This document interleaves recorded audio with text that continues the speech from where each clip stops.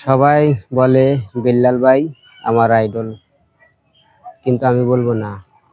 বিল্লাল ভাই 3 মাসেই 44 লক্ষ টাকা ইনকাম করেছে, দেবিধায় মানুষ লোভের বশবর্তীতে আইডল মনে করছে। আইডল যদি বলতে হয় তাহলে বলা উচিত জুয়েল ভাই, মোজাহের ভাই বা আমাদের সিরাজগঞ্জের মামুন বিশ্বাস ভাই আছে, এরকম যারা পরের উপকার করে, পরের ইয়াতে থাকে, তাদের আইডল করা উচিত।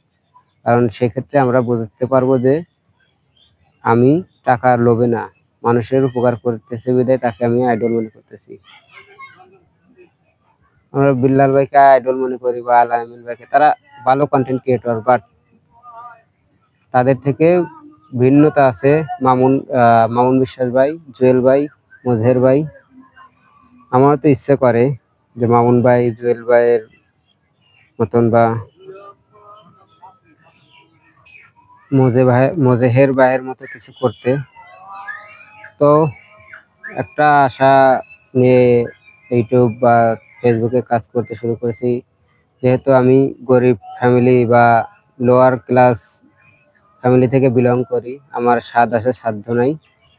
চেষ্টা করব যদি কোনোদিন এই পেজ আপনাদের দয়ায় যদি উঠে যায় বা ইউটিউব চ্যানেল উঠে যায়, দেখতে পারবেন যে আল্লাহর কসম করে বলি, সন্ধ্যার সময় ভিডিওটা করতেছি, আমি গরিব দুঃখীর পাশে দাঁড়াবো ইনশাআল্লাহ।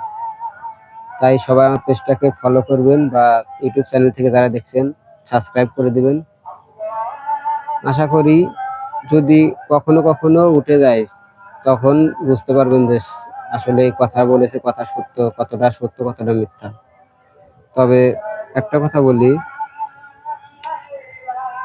আমি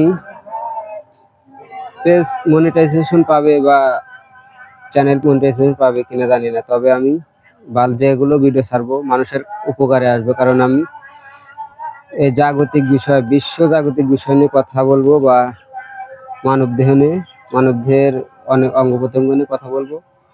তাই আশা করি সবাই আমার ভিডিওগুলো দেখবেন ও ফলো করে দিবেন।